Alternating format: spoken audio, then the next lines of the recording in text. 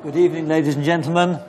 I'm Martin Rees, the President of the Royal Society, and it's my great pleasure to welcome you all here this evening. Before saying anything else, a rather dull routine request. Please can you turn off your mobile phones? I say this not only because of the live audience here, but because this lecture is being videoed and web streamed, and there may be an audience viewing it away from this lecture room. This lecture is part of a series sponsored by the John Templeton Foundation on general issues relating to the nature of human knowledge and understanding. And it's a great pleasure to welcome this evening's lecturer, Ziauddin Sardar, who is a writer, broadcaster, and cultural critic, although he started out as a humble journalist working for both Nature and New Scientist. He's currently an honorary visiting professor at the City University of London. And he's written extensively on Islam, science, and cultural issues. Indeed, he's published over 40 books. And among these is an autobiography called Desperately Seeking Paradise, Journeys of a Skeptical Muslim. He's also got a recent film for the BBC called Battling for Islam, which received wide acclaim. He's the editor of a journal called Futures, which deals with policy, planning, and future studies, and he still writes a column in the New Statesman. His lecture title this evening is Islam and Science, Beyond the Troubled Relationship. It's my great pleasure to introduce Ziauddin Sardar.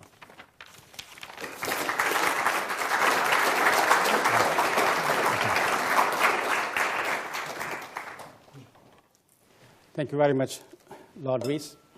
It's a great pleasure to be in this august institution.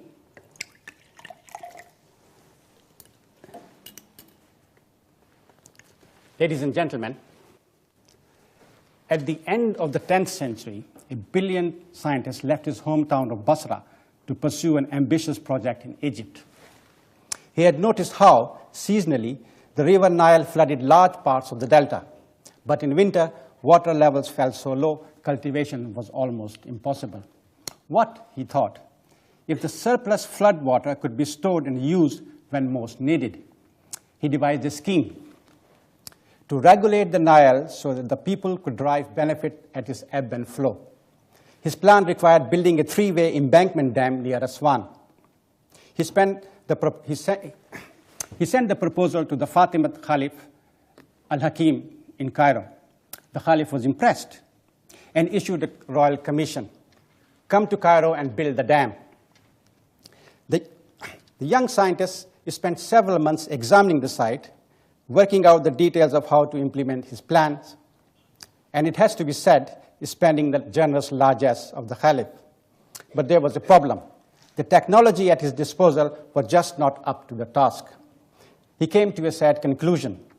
If it were possible to dam the Nile, the ancient Egyptians would already have done so. Now he faced a new problem: how to tell the Caliph. He devised his most cunning plan. He pretended to be mad. The Caliph retired him to a small office near Al-Azhar University. The young scientist was Ibn al-Haytham, known to the West as Al-Hazan. This pretend madman spent the next 2 decades in his laboratory in Cairo, where he developed and refined the techniques of experimental method, worked on spherical and parabolic mirrors, spherical aberration, the magnifying power of lenses, and atmospheric refraction. He noted how rays of light originate in the object seen and not in the eye, as commonly believed by the Greeks, and correctly explained the apparent increase in size of the sun and the moon when near the horizon. He formulated the laws of reflection and refraction and proclaimed experimental and empirical evidence the foundation of all scientific work. According to historian George Sarton, Ibn Haytham is one of the greatest students of optics of all times. He wrote over 200 books on astronomy, mathematics, physics, and philosophy. His greatest achievement, Kitab al-Manazir, translated into Latin in the late 13th century as the Book of Optics, was the first comprehensive treatment of the subject. It influenced Roger Bacon and Kepler and had a major impact on Western science. Over 1,000 years later, when technology finally made an Aswan Dam possible, another brilliant scientist left his native city, Lahore, to implement his scientific plans. Already he had a PhD from Cambridge. Now he wanted to establish a research group in theoretical physics at Punjab University, where he was professor of mathematics. But his dreams were frustrated. No official support, no journals, no funds to attend conferences. The nearest physicist was in Bombay, by now a city in another country. The head of his institution advised, forget about physics, and offered him a choice of 3 jobs: bursar, warden of Hall of Residence, or president of the football club. He chose the football club. Later, he wrote movingly of the tragic dilemma he faced: physics or Pakistan. And happily, he left Pakistan and returned to Cambridge. His name was Abdus Salam. His passion for physics led him to work on particle symmetries, gauge theories, and the 2-component theory of the neutrino. For his work on the theory of unified weak and electromagnetic interaction between elementary particles, he shared the 1979 Nobel Prize for Physics with Steven Weinberg and Sheldon Glashow. Ladies and gentlemen, the eras of Salam and Al-Haytham could not have been more different. Al-Haytham flourished in a civilization which valued scientific enterprise. Salam, the product of a society where science was conspicuously absent. What happened in the 1,000 years separating these 2 Muslim physicists is a subject of intense study, conjecture, and controversy. My purpose tonight is to explore these issues and suggest why conventional explanations are both unsatisfactory and totally fail to indicate potential remedies, the kind that would restore the enterprise of science in Muslim societies. 2 things can be stated with some certainty. 1, science thrived during the classical period of Islam.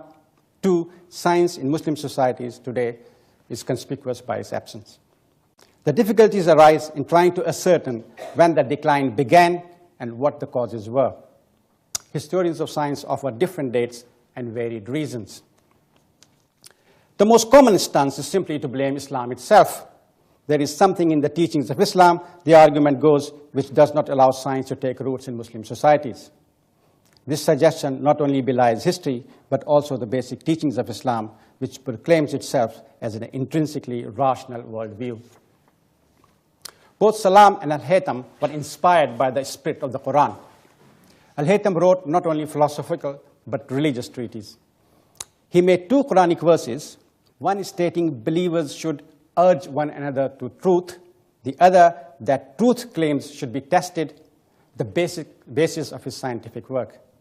He wrote, truth is sought for its own sake, but finding the truth is difficult and the road to it is rough.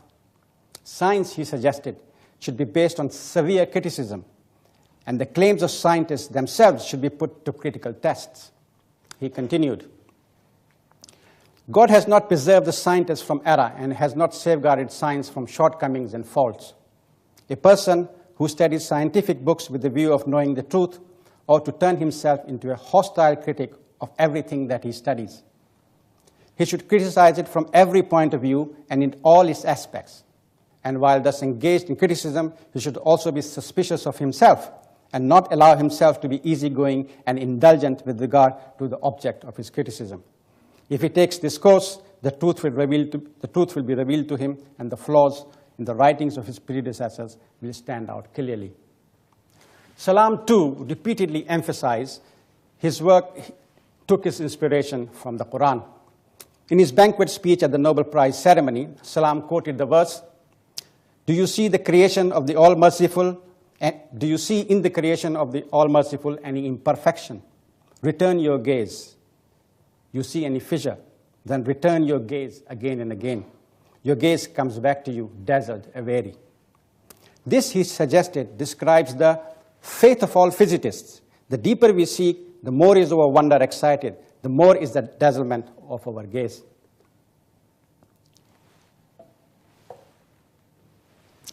Salam selected just one of around 800 verses in the Quran that invite the reader to think, reflect, examine, and study the material world and use reason as a sign to understand nature. The most quoted verse reads, "There are signs in the heavens and the earth for those who believe in the creation of you, in the creatures God scattered on earth. There are signs for the believers. There are signs for people of sure faith, in the alternation of night and day, in the rain God provides, sending it down from the sky and reviving the dead earth with it, and in the shifting of winds. There are signs for those who use their reason." The sayings of Prophet Muhammad reinforce these teachings, emphasizing understanding comes through scientific endeavor. "An hour's study of nature is better than a year's prayer," the Prophet declared. He directed his followers to listen to the words of the scientists and instill into others the lessons of science. In his time, China was considered a far-off but scientifically advanced civilization. So he urged his followers to go in quest of knowledge even to China. And the Prophet made the essential distinction.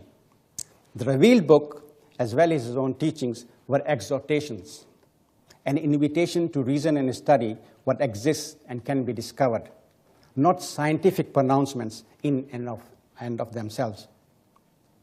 The teachings of Islam are the same now as they were 1,000 years ago. Islam was not a problem then. It is not the problem now. Islam was there when science flourished.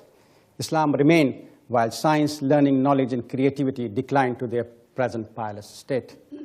So what happened? Perhaps if we fixed a date, identified the tipping point, we could pinpoint what provoked the downward spiral. But dating the decline has become controversial. J.D. Bernal, famous historian of science, argues the decline began in the 11th century, after which the last days of Islamic science were over. So for Bernal, the story of Islamic science is short and sharp. Colin Ronan is a bit more generous. He places the final stages of Islamic science as beginning in the 12th century. George Sarton shifts the boundary even further to the second half of the 14th century.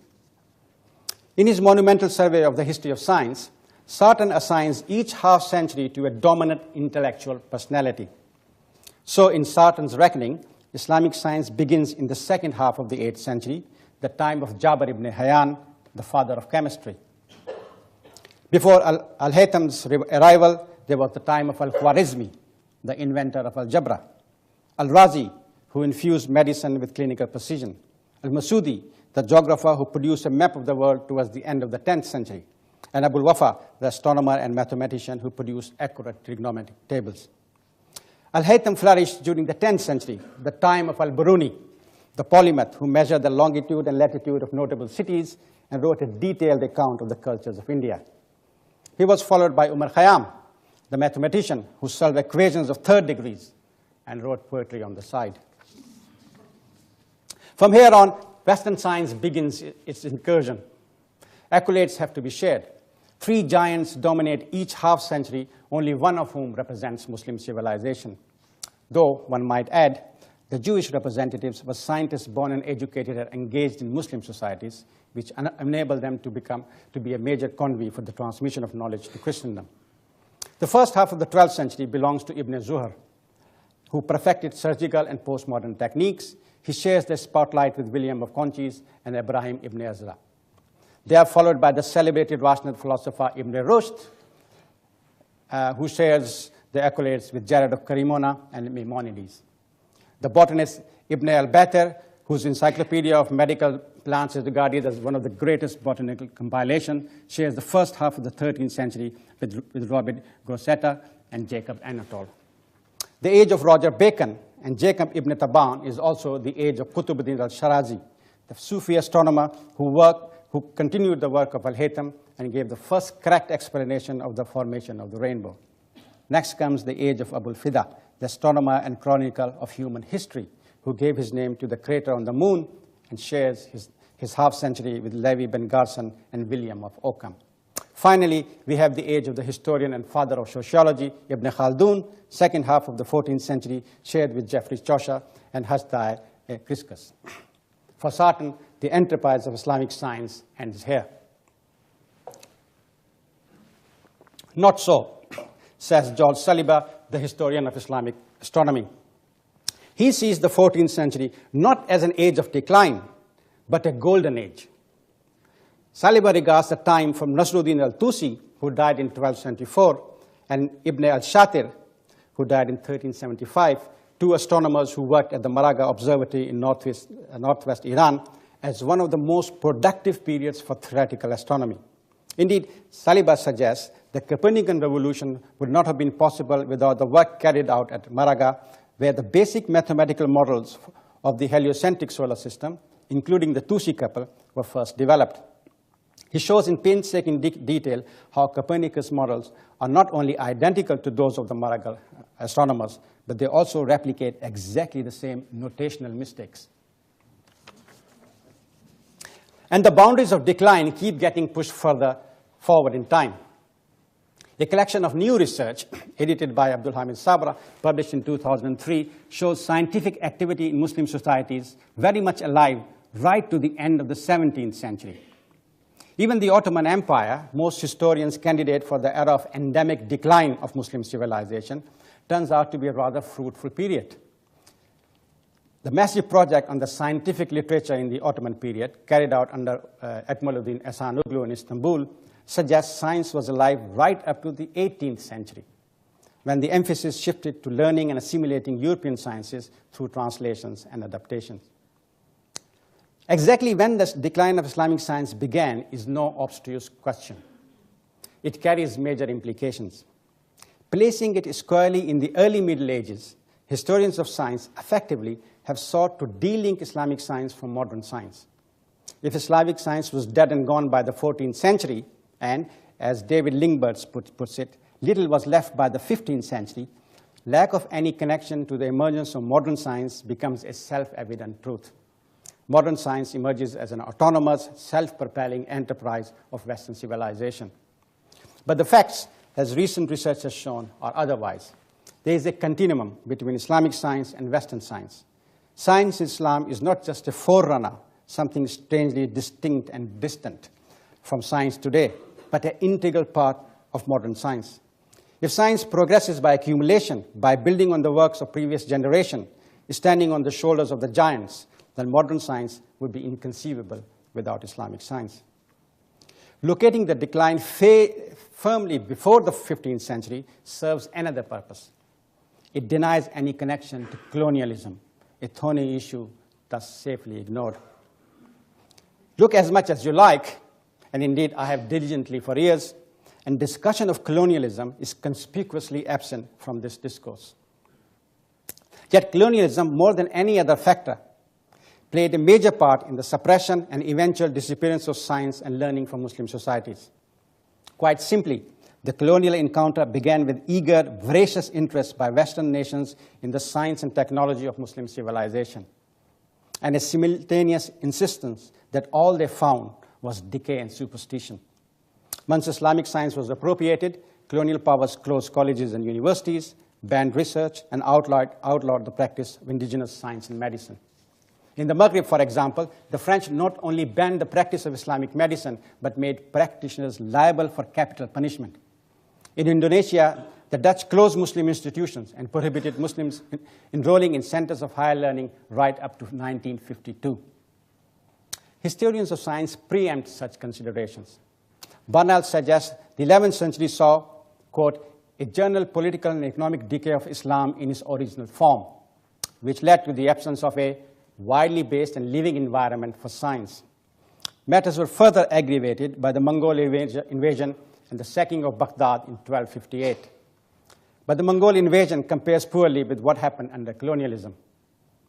If you take all agency from a society, define and describe its science and learning as insignificant, irrelevant, and pre-modern, and deny all access to any form of intellectual endeavor, except that which produces servants of colonial administration, it is not surprising indigenous science disappears from that society.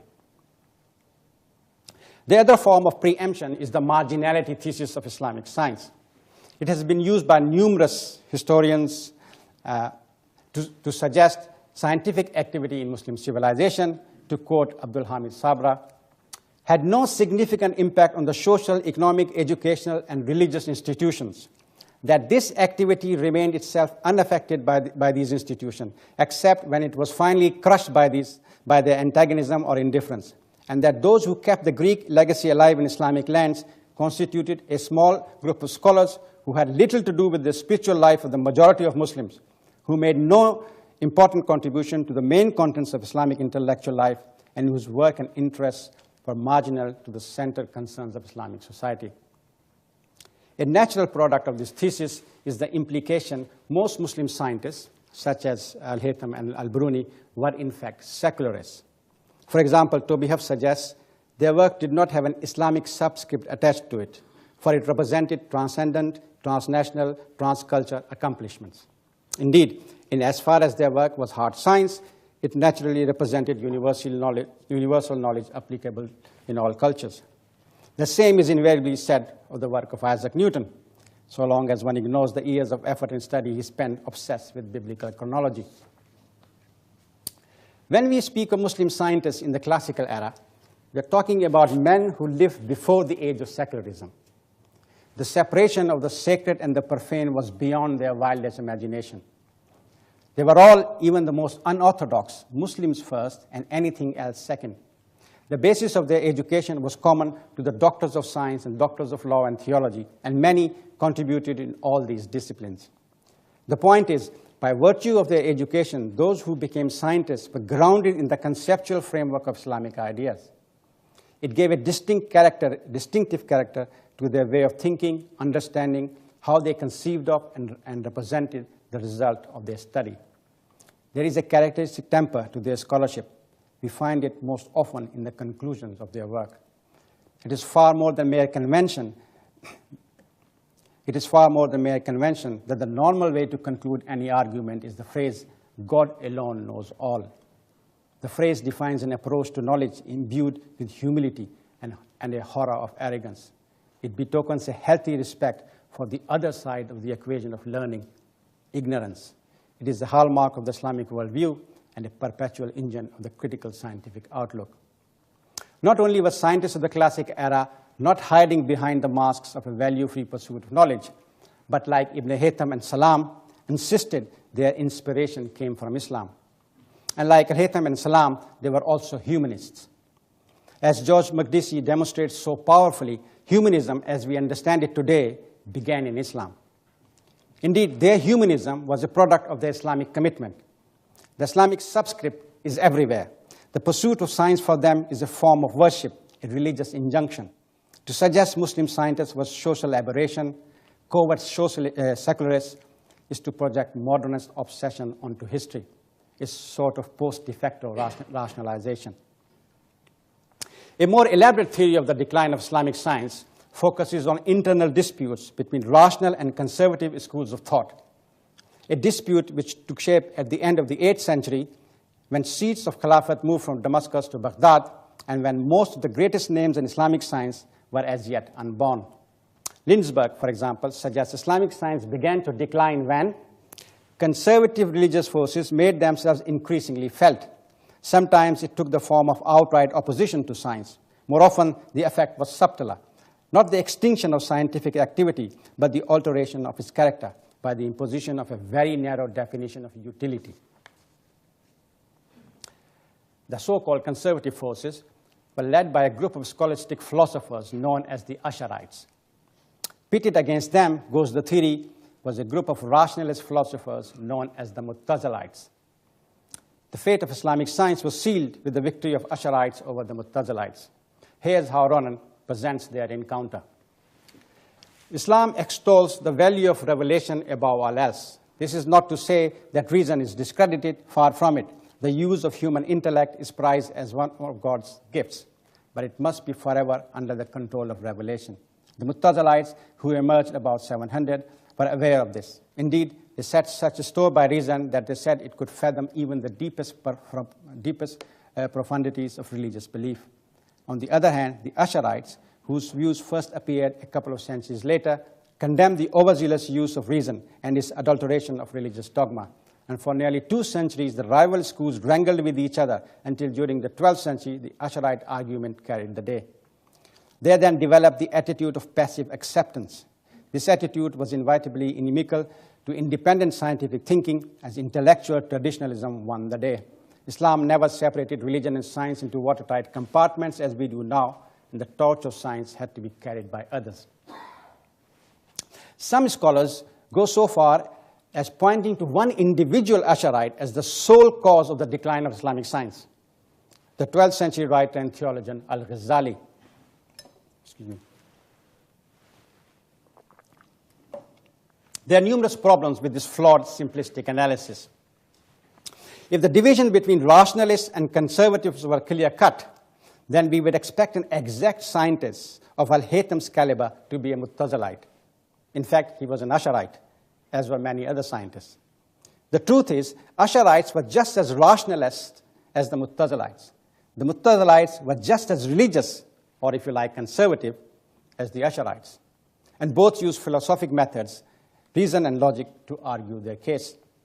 The religious nature of Mu'tazilite thought is clear from Ibn Sina's theory of human knowledge, which, following Al-Farabi, transfers the Quranic scheme of revelation to Greek philosophy. In the Quran, the Creator addresses one man, the Prophet, through the agency of the Archangel Gabriel. In Ibn Sina's Neoplatonic scheme, the divine word is transmitted through reason and understanding to any and every person who cares to listen. The result is an amalgam of rationalism and Islamic ethics. For Muslim scholars and scientists who, like Ibn Sina, subscribe to philosophy of Mu'tazalism, values are objective and good and evil are descriptive characteristics of reality, no less there in things than their other qualities, such as shape and size. In this framework, all knowledge, including the knowledge of God, can be acquired by reason alone. Humanity has power to know as well as to act, and is thus responsible for its just and unjust actions. What this philosophy entailed, both in terms of the study of nature and shaping human behavior, was illustrated by Ibn Tufayl in his intellectual novel, Life of Wahi, published in the 12th century. Wahi is a spontaneously generated human isolated on an island. Through his power of observation and the use of his intellect, he discovers general and particular facts about the structure of the material and spiritual universe, deduces the existence of God, and develops a rationally satisfying theological system. Contrary to common misunderstandings, both schools agreed on the rational study of nature. They had to. The Quran dictated that it should be so. In his Al-Tamid, Abu Bakr al-Baklani, the theologian credited with producing the first systematic statement of Asharite doctrine, defines science as the knowledge of the object as it really is. While reacting to the Mu'tazilite position on Greek philosophy, the Asharite conceded the need for objective and systematic study of nature. Indeed, this is why some of the greatest scientists in Islam, such as Al-Biruni and Fakhruddin al-Razi, were supporters of Asharite theology. The concern of both sides was the delineation of truth. As the Asharite Al-Biruni declared, do not shun the truth from whatever source it comes. Ghazali went even further. He told his students, if scientific discourse consisted of only that kind of material which causes you to have doubt about the beliefs instilled into you since childhood, so that you are stimulated towards study and research, then that would be a very satisfactory result. For doubt leads to truth. Whosoever has no doubt of any kind does not reflect, and who does not reflect cannot see clearly. And he who cannot see clearly remains in a state of blindness and in error. So what constituted the dispute? It had two aspects. First, they disagreed on the best way to attain rational truth. For the Mu'tazilites, general and universal questions came first and then led to experimental work. This is why Ibn Sina starts his Canons of Medicine, which remained a standard text in the West till the 18th century, with a general discussion on the theory of drugs. But for the Asharites, universal come out of practical experimental work. Theories are formulated after discoveries. Al-Biruni begins his determination of the coordinates of the cities by describing his experiments before drawing general theoretical conclusions. Second, what are the limits to rational inquiry? For the Mu'tazilites, there were no limits. The Asharites were concerned about instrumental rationality. When Al-Ghazali talks about blameworthy knowledge, he is raising issues of a classical version of the precautionary principle. Should we make poison simply because we can? Is a system of thought that has all the paraphernalia of a discipline necessarily good for society? The example he gives is astrology. Now, these issues are still with us today, and they have been debated by scientists and philosophers for centuries. Such discussions never thwarted the development of modern science. Why should we assume it did in the classical period of Islamic civilization? The victory of the Ash'arites thought had nothing to do with the decline of Islamic science. On the contrary, both sides were eager to promote thought and learning.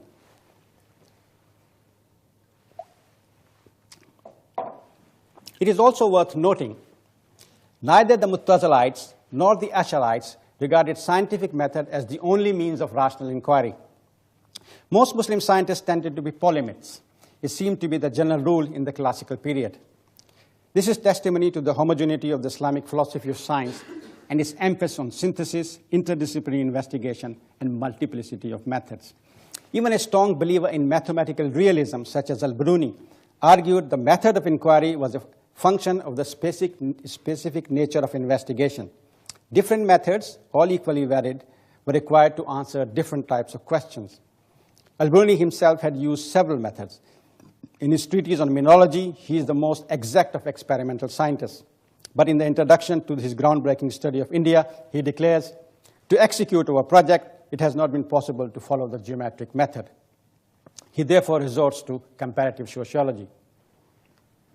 In his treatise devoted to the question of shadows, he differentiates between mathematical and philosophical method. Methodological differences often generated debates and controversies, but to suggest that such debates or the victory of one over another led to the decline of Islamic science is simply naive. We have to look elsewhere for the genuine causes of decline. Both as a faith and culture, Islam is a conceptual worldview. Muslims are fond of describing Islam as a total way of life. What they mean is that the holistic worldview of Islam integrates all aspects of reality through a moral perspective. This perspective is provided by a framework of conceptual values within which Muslims endeavor to answer human problems. Concepts such as ilm, knowledge, ijma, consensus, and istislah, public interest, are the driving force of Muslim society. Ilm, the urge to know, or ijtihad, the quest for sustained reasoning, for example, were the central driving forces of classical Islam and produced a culture with science and rationality as its core. The problem we seek to explain is how this central driving force is putted to a halt. I would argue the decline of science in Muslim societies is a product of the systematic reduction in the meaning of the basic concepts of Islam. This process not only reduced Islam from a holistic worldview to a one-dimensional faith, but also truncated the creativity of Muslim societies. If Muslim society is like a human body, an analogy once used by the Prophet Muhammad, then this process of reduction has taken the mind from the body. What is left is living and functioning, but without the brain. As a consequence, science and rationality have almost evaporated in contemporary Islamic culture. Again, there is a conventional explanation for this process. Studies endlessly refer to the point in time when the gates of ijtihad were closed, but the use of ijtihad, or sustained reasoning, was never actually banned. As recent research has shown, the gates were never firmly closed. The shutters came down only slowly. And the process was more complex than simply the pronouncement of a few religious scholars. Their dictates were always disputed. The very idea was taken to task by every Muslim reform movement to emerge from that day to this. So what is missing from the analysis? What prevents us detecting how and why the enterprise of Islamic science deserted Muslim society? I have argued for the intimate and constructive connection between Islam and science. But Islamic science did not only have a conceptual religious context, it also had a social context.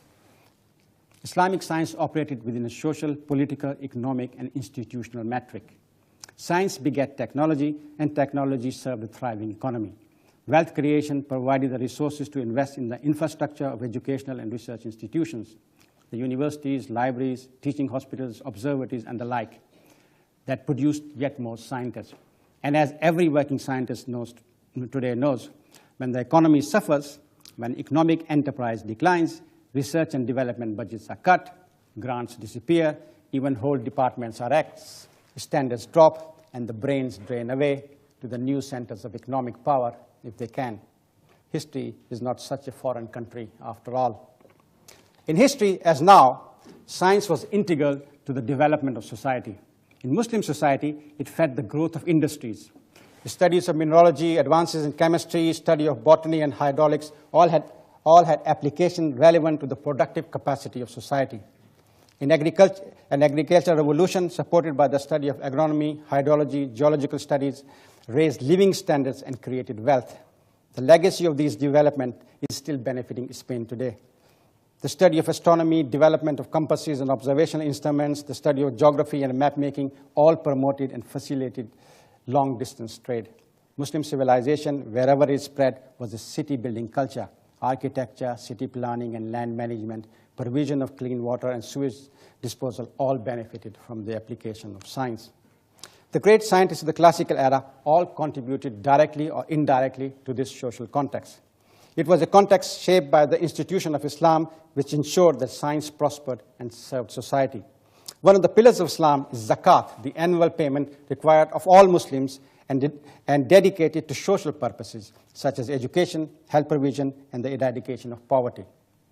Giving in charity is a religious injunction that created a social institution called waqf, perpetual charitable endowments which again funded projects such as hospitals, universities, and research establishments. And of course, the state was a major sponsor, patron and consumer of science for a multitude of purposes, from city building to the technology of warfare. Science never emerges in a vacuum. It always has a culture context. It is fed and shaped by the conditions of its time and place. If the Muslim world had not been such a vibrant, dominant, growing concern in the 15th century, Europe would have had no need to subvert its power. What is termed the age of exploration was a deliberate strategy diligently pursued by various European nations. It was designed to circumvent what they regarded as Muslim stranglehold on the economy, a stranglehold that was maintained by Islamic science. Investment in explorations gave a new impetus to the development of science in Europe itself, and it generated the process termed colonialism. Colonialism produced two outcomes in Muslim civilization. First, it suppressed and displaced the scientific culture of Muslim society. It did this by introducing new systems of administration, law, education, and economy, all of which were designed to instill dependence, compliance, and subservience to colonial powers. The decline of Islamic science is one aspect of the general economic and political decay and deterioration of Muslim society that resulted. Islam as a holistic way of life became mere rhetoric. Islamic education became a cul-de-sac, a one-way ticket to marginality. What relevance could such education have when its concepts and principles had no practical meaning for how society operated? Nor was the modern education offered by the colonial powers a path to success. The function of this education was to ensure that colonial subjects served the needs and vested interests of the colonial order. Western education ruled, but it taught the colonized to accept a distorted version of their own history as backward, their own science as irrelevant, their own medicine as nothing but mumbo-jumbo. The colonized were pre-modern. The society believes in ideas deficient and incapable of generating their own modernity and progress.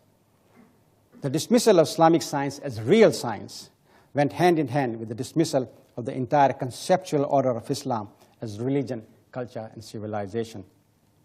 Second, colonialism generated a further impulse for the conceptual reduction of Muslim civilization.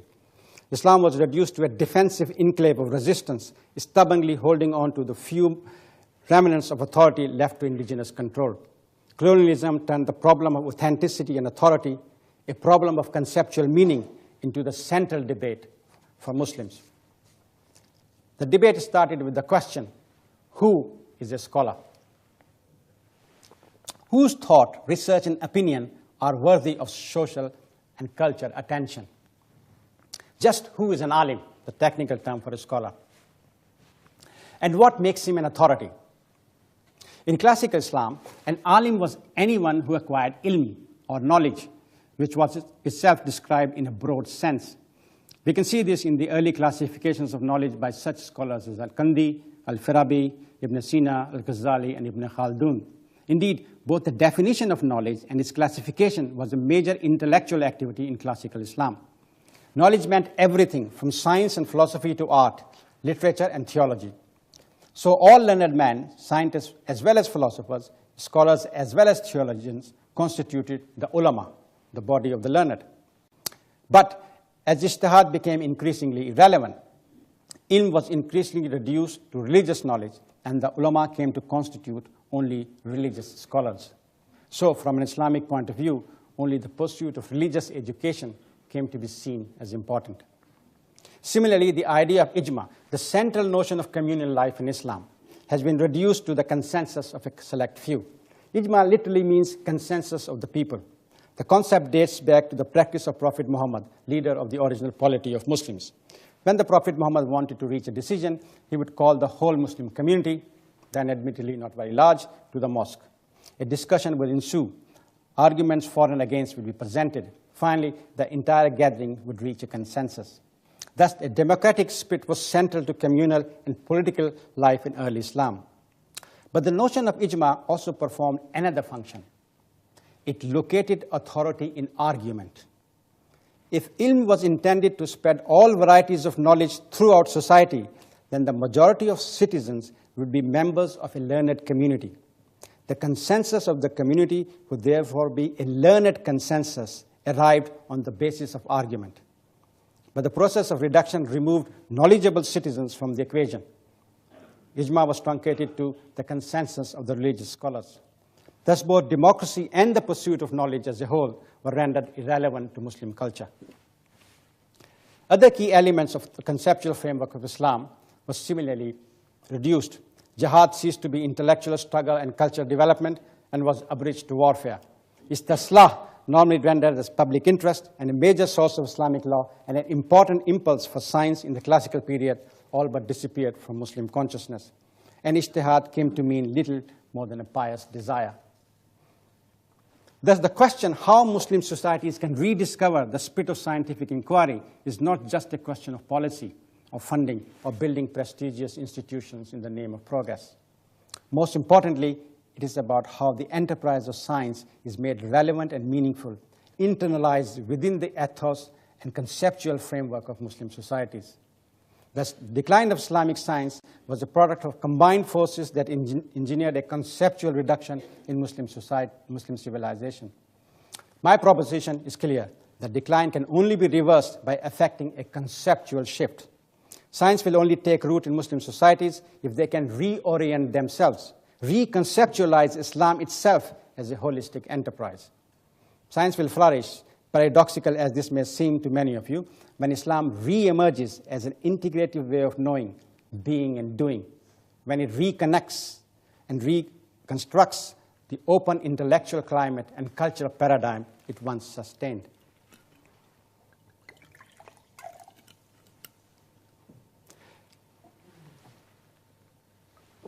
When in 1980 I initiated the contemporary debate on Islamic science, first in the pages of Nature and then New Scientist, I was not fully aware of the power of the reductive concepts on Muslim societies.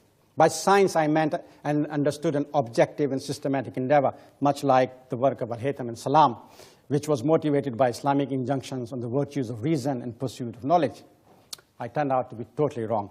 The debate itself was reduced to two components. The first derives from the fundamentalist idea, all knowledge, including scientific knowledge, can be found in the Quran. This is another step in reduction of the concept of ilm to not just religious knowledge, but only that which can be found in the pages of the Quran. Backed by a lavishly funded Saudi project, Scientific Miracles in the Quran, this tendency has spotted a whole genre of apologetic literature, books, papers, journals, looking at scientific content of the Quran. From relativity, quantum mechanics, Big Bang theory, to the entire field of embryology, and much of modern geology has been discovered in the Quran. Meanwhile, scientific experiments have been devised to discover what is mentioned in the Quran but not known to science. For example, the program to harness the energy of jinns enjoyed much support in the mid-90s in Pakistan. This reductive fundamentalism now embraces creationism and is generating a growing movement of for intelligence design in the Muslim world. There is a profound irony here. Classical Muslim scientists, such as Ibn Tufayl, who I've already mentioned, the author of Life of Wahi, and Ibn Nafis, who discovered the circulation of blood, leaned heavily towards evolution. The Quran insists Adam was the first prophet and not the first man. It invites the reader to discover a rational explanation of how humanity came to be on this planet. Yet, unfortunately, the fundamentalist version of science and its association with creationism is the most popular notion of Islamic science in the Muslim world today. The second component is best described as mystical fundamentalism. In this version, the consensus, the ijma of a knowledgeable community, is further reduced to a group of mystics with secret and sacred scientific knowledge. In this perspective, Islamic science becomes an ontological study of the nature of things.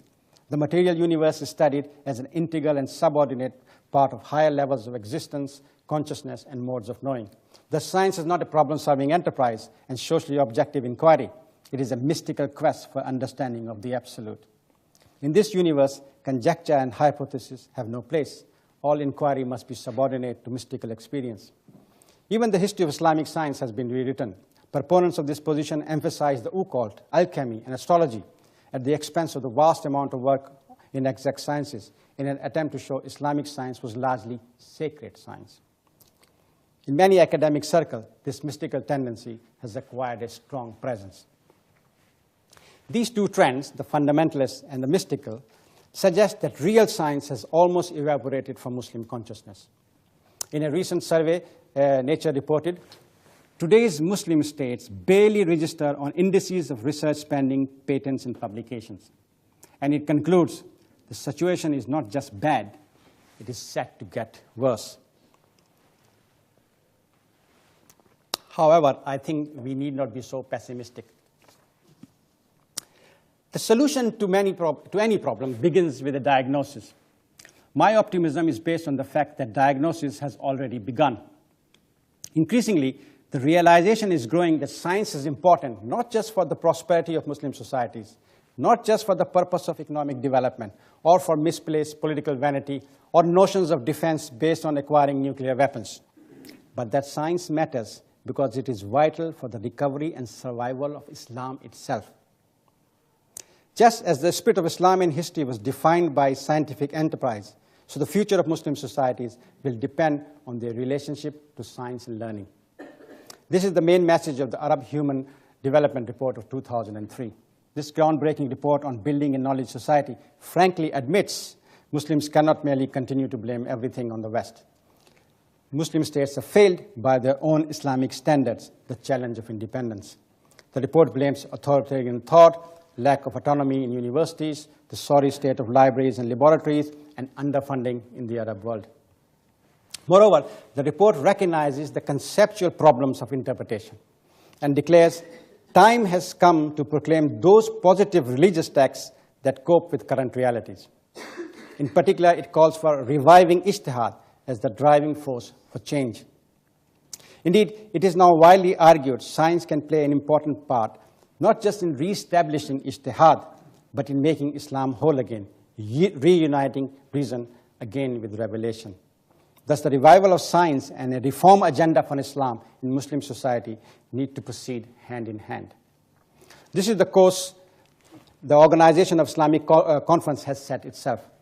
It helps that the 57-member Intergovernmental Organization of Muslim States recently elected Ekmaluddin Hasanoglu, former president of the International Union for the History and Philosophy of Science, as its Secretary General.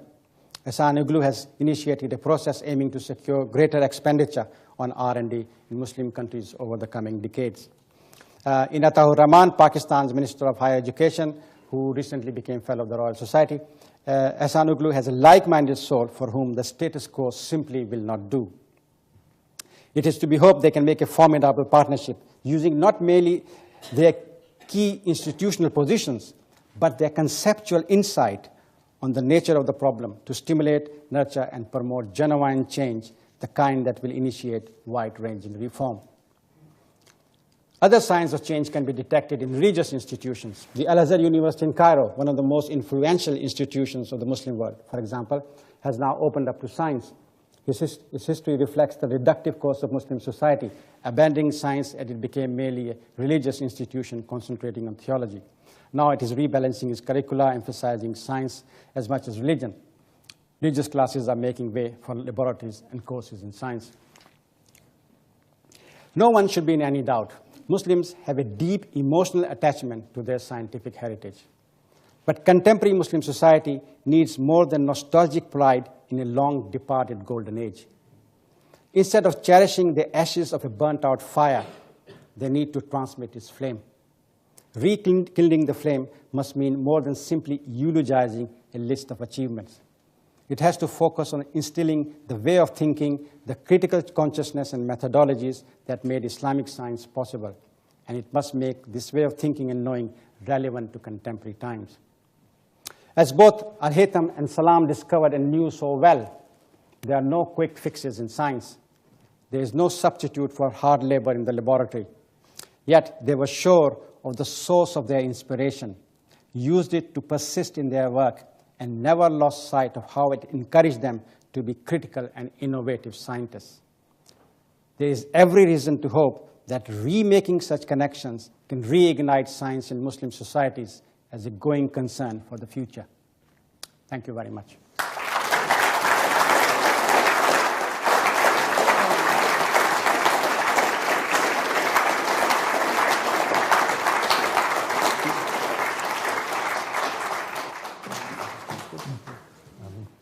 Thank you very much. The speaker has agreed to answer questions, and we have 10 or 15 minutes. So could I say that if you want to ask a question, please wait till the microphone reaches you, stand up and give your name, and then ask your question. Yes, well, let's start off here. Yes. Angela Franklin. Thank you very much. That was very interesting, very good to hear. I wonder if you could say, though, you have explained how you want, if you like, a reliving of the flourishing of science and religion and a holistic view of Islam. Well, at the time when science was flourishing in Islam, so too were all the Western scientists and theologians and philosophers were also all Christian. So what do you say or expect to have to say to the more fundamentalist, conservative Islamists now when they look at the West and they see only too much? There seems to be a very distinct religious Christian lot on one side, and it isn't the case, but lots of people on the other side who are science and religion don't mix, and certainly we have plenty of secular scientists and many atheists. And may they not justifiably fear that that will happen too now in the Islamic world? Well, I mean, society consists of lots of different people. In any human society, you will get all shades of opinions from one extreme to another extreme. I think with the conservative forces, we need to argue that they have a very reduced notion of Islam and of how an Islamic society should function. I think that's the argument I'm presenting, that Islam seems to be, conceptually, to be reduced more and more and becoming more and more fundamentalist. Now, if you really want science to flourish in a society like that, then you need a different notion of Islam. You need to reconceptualize Islam. So instead of going down and down in a reductive way, it comes up and becomes more holistic. Now, the idea of having secularists and atheists doesn't bother me. I mean, many scientists are religious, have religious orientation. Some don't have, some are atheists, some are Catholics, some are Muslims. I think that if you look at the history of science in Islam, we have all shades of opinions. So that doesn't really worry me. But if we are talking about how Muslim societies themselves can do something about science, then my argument is that they can only do that if they reconceptualize Islam itself. just by concentrating on science and doing a little bit here is not going to solve the problem. I mean, Saudi Arabia is a very good example where endless funding was available, but science did not take root in that society, because conceptually, science has been written out of their mind. I mean, the analogy I gave about if Muslims are a human body, then the mind, which is the science, has been taken out. And so the mind has to come back to some extent, and that requires reconceptualizing of Islam itself. It's not something that you can only do in terms of science. Philip Campbell from Nature. There are 57 countries that describe themselves as Muslim countries, and I wondered whether there are, I mean, the flavor of your talk was very much oriented towards Middle Eastern countries. I wondered if you wanted to mention whether Malaysia or perhaps Turkey, which I think are scientifically active and developed, whether you see them as examples to other countries, and whether you take optimism from what you see in any of the 57 countries. Well, I see optimism, but I take my optimism wherever I get. I mean, if you're looking at the Muslim world, there's not much optimism to be had. So I grab it from wherever I can. No, I disagree. I was not focused. I was focused on Islam as a whole rather than as Arab world. It's simply because the Arab Human Development Report concentrates on the Arab world. I think some of the most exciting things, both in terms of rethinking Islam and in terms of science, are happening on the periphery, in Turkey, in Indonesia, in Malaysia, and in Morocco, and places like that. I was in Indonesia about six months ago, where I was actually attending a talk, or giving a talk on rethinking Islam. And I presented the argument that you need science at the core to actually achieve that. And the whole discussion turned into a discussion of science, rather than Islam, because everybody was very eager and they understood my argument, exactly what I was saying, in a sense, and they were very, very excited. And I think some of the senior scientists at OIC level also see this, that in fact, if they are going to get their communities involved in science, if they're going to generate interest in science, they have to present it in a conceptual way. Question over there. Thanks. My name's Daniel Friesner. You did say that it wasn't enough just to eulogize a list of achievements, but still there's something I've noticed in recent very laudable attempts to tell people about past achievements of Islamic science, which is to simplify the achievements and give it as a sort of list of correct things that were discovered, like a recent TV documentary which just stated baldly that Al-Haytham was the first person to discover how we see, which is a great oversimplification. And I think you may have slightly fallen into this yourself. If I heard you correctly, you said that Al-Haytham had given a correct explanation of the moon illusion, which he gave a very interesting explanation, but I mean, scientists still haven't settled on the final correct explanation. Now, it seems to me when we talk about Greek science, we don't feel the need to talk in this way. Everybody knows that Ptolemy and Euclid made great contributions to optics, even though their theories were wrong. And could we try and talk about Islamic science in the same way? I agree with you. I agree with you 100%. If I am guilty of this sin, then I apologize. I did not set out to actually do that. What I wanted to do is to convey some of the flavor of the work that the Muslim scientists did, and that's why I said, he measured, he produced a map of the world, or he did this and whatever. So basically, what I wanted to do is to convey the scientific nature of the work and to show that it was real science, right? It was not alchemy or occult or some other nonsense that some. I nearly mentioned a name which I should not mention, but that some followers of a great philosopher and historians of Islamic science insist that Islamic science was all very sacred and it was all done in a very weird and strange way. That was my intention. So I apologize if I think overstating the case is very, very common in Muslim societies when they talk of Islamic science and history. There are lots more questions. I think we take them two at a time. So could we have gentleman there, and then gentleman 4 rows back there. Anil Banot. As I understand it, Sufism, it has Vedic roots from the subcontinent. And actually, that was a very free religion. And, it's somehow later on it got confined into Mohammedanism, as I would call it, in the Quran. And then even to bring science into sort of this phrase of Islamic science, I think that itself is a weakness. Because for reason and debate, some of the authoritarian concepts of the Quran, they diminish. They are the ones that actually reduce the scientific progress. So I think perhaps we need to separate that the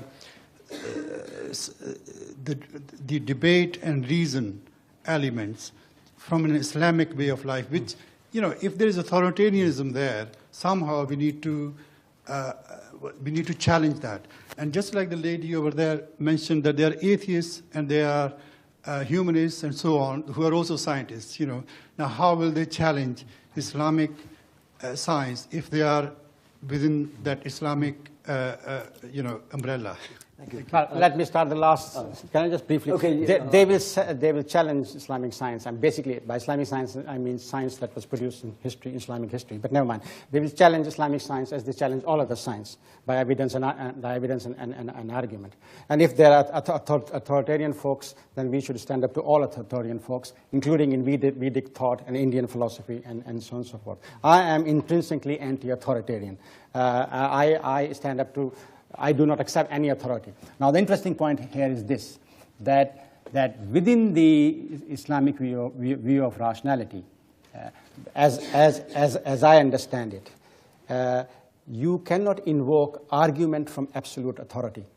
So if you look at the work of, say, Ibn Haytham or al-Bruni that I've been talking about, when they're presenting their argument, they say, the evidence for this is this, right? The empirical evidence for this is that. They never say, and finally, God says so. Now, that God says so does not exist in that frame, in that frame of reference. The argument of from absolute authority cannot be invoked. And that's why I'm against creationism. I'm an evolutionist and a Muslim, and I don't see any problem with that at all. Now, the final point about the Quran, I think, is that you've simply been reading the different thing than I have. So let us agree to disagree. Maybe yes. You need to go back and read it properly. Next question there. Thank you very much. Subi al-Azawi, Foundations for Science, Technology and Civilization. I wonder if I could make the point that the difference between then, and I mean the 8th century, and now, is that in the 7th to 9th century, particularly in Baghdad, we had the caliph who was a member of the intellectual elite who used to actually chair discussions of scientists, of poetry, of anything. And he used to provide the money for research as well and used to actually pay them as awards. Nowadays, unfortunately, our rulers in the Muslim countries are afraid of science. They are afraid of new thoughts. They are afraid of an intellectual idea. And they haven't got the power to fight an intellectual idea with another intellectual idea. Therefore, they use suppression. And I think that is one of the reasons why we are behind. If I may add one thing, because that is related to our science, technology, and civilization, we have published the book 1001 Inventions. And the reason for that is to inspire the Muslim youth in the West, to tell them that there have been Islamic science, technology, and civilizations and thoughts because they are unable to read about them in the Western universities. And that is the reason for it. But it really is to act as an inspiration rather than an end in itself. Thank you very much. I agree. Yes. Questions? One there and one back there. Yes. Hello. Yes. My name is Jerry Ravets, and I want us to consider whether the term science could be thought about again, and that might help to solve your problems. very, very briefly, it could be that just now the idea of science, certainly here in this country, is changing very quickly into being something no longer just an elitist activity of clever people who discover wonderful things. It is now becoming seen as integrally a social and ethical pursuit. And that's something I think that Islam could catch on to. May I say, this is Jerry Davids, my mentor and great friend, and he taught me all the science and history and science and philosophy I know. Yes, yes. Let's take some questions from further near the back there. Yeah. Yes. Let's take this right. Yes. And then one over there. In there. Can we take 3 questions quickly because we're running out of time? So 3 short questions. Abdul Wahab Effendi. Yes. Thanks, Zia, for a very informative and enjoyable lecture. I have 3 short questions. No, can you please ask just one question? The first one, you seem to link the Islamic culture as a whole with the science problem. Now, there have been a number of secular Muslim countries like Turkey, Egypt, for a while. They have not, it cannot be the influence of Islamic culture on these countries unless you are looking at it. So why do you think these countries have this problem? Secondly... Thank you very much. Can we get to other people? It's an important point. Okay, can we move on, please? Okay. We can talk to this. Yes. Right. Anyone got a microphone? Yes. Yes, okay, yes. My name is Shams Zaman. I'm from medical science background, but retired now. I very much enjoyed your well-researched work, and I want to congratulate you on that.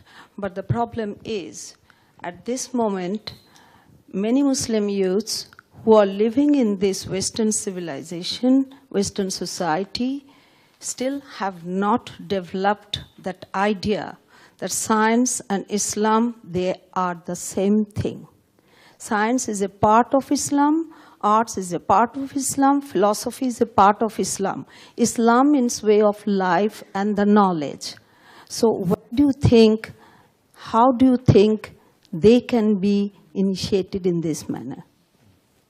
Would you like to answer those 2 questions? The first one I even forgotten.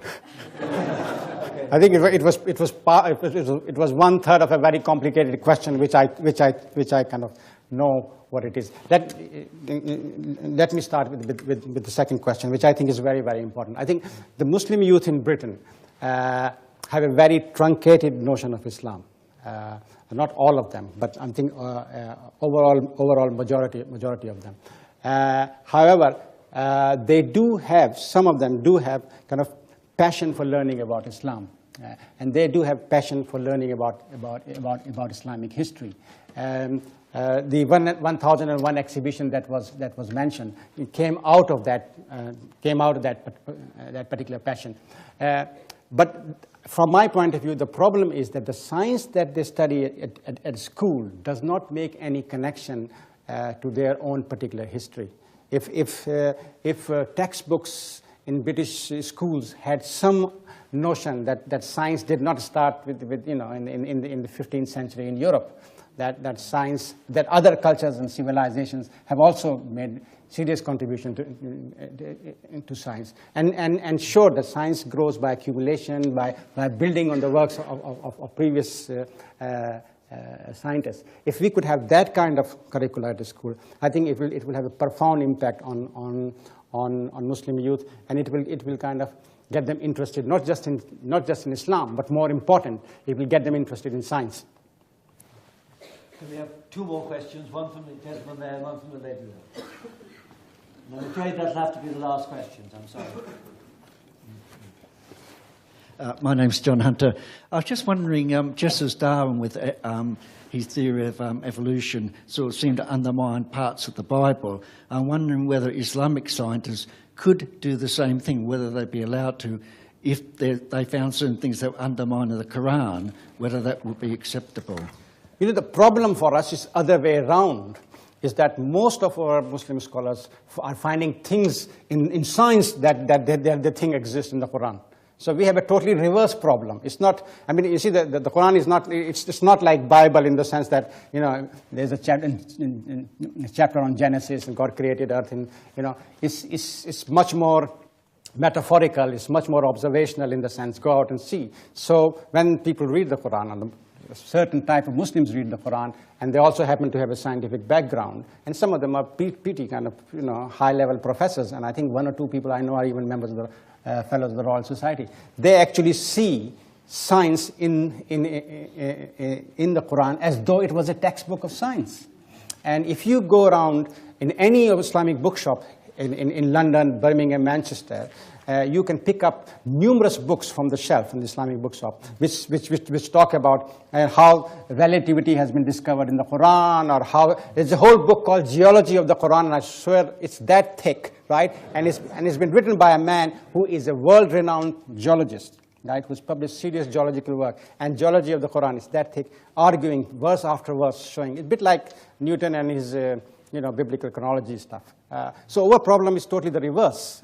So that's why the whole creationism and intelligent design debate that is now emerging in the Muslim world, and it's becoming quite big, I find it mind-bogglingly complex. We should be intrinsically pro-evolution. That we are into creationism is very, very odd. I mean, anybody who has read Life of Pi knows that this is basically a treatise on evolution. You know, the hero comes out of the sea, spontaneously regenerates himself, and evolves into a human being. And you see he's describing the process of his evolution. And then he starts wandering about on this island. Now, if this is not an evolutionary book, I don't know what it is. And it was written in the 12th century. So we should be intrinsically pro-evolution. Last question there. My name is Golzar Alavi. First, I want to thank you for your lovely lecture. It was very informative.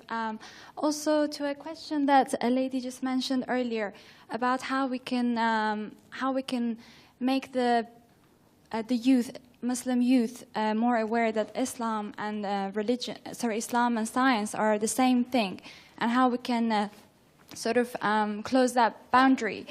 I personally practice Sufism. And I would think that it's a very scientific way, and it encourages you to actually go beyond the boundaries of physical body. You study the science and the metaphysical side, obviously. It teaches you that Islam, or any other religion, the essence is the same. And there's no differences between a Muslim or a Christian or a Jew, because we're all from the same source. And obviously encourages science in the physical matter. I just wanted to say that. Thank you. Oh, well, I don't know how to react to that, but I ought to tell you very clearly and directly, Sufism and science are two different things, and there's no relationship between the two. Science requires you to go into a laboratory. Sufism requires you to follow a sheikh. I have a great respect for Sufism. I have many, I've had a mystical experience myself, to be quite honest, but science is not Sufism. It's something totally different. It is an empirically based, evidence-based, systematic way of studying the material universe. It has nothing to do with, I mean, you may get mystical by writing certain equations, but that's a different thing altogether. Well, ladies and gentlemen, we could clearly have gone on a very long time with questions, because this lecture deals with a topic which is as high as any on the agenda in our contemporary world, whether we like it or not. And I'd like to ask you to join me in thanking Professor Sardar for his eloquent analysis of the issue. Thank you very much.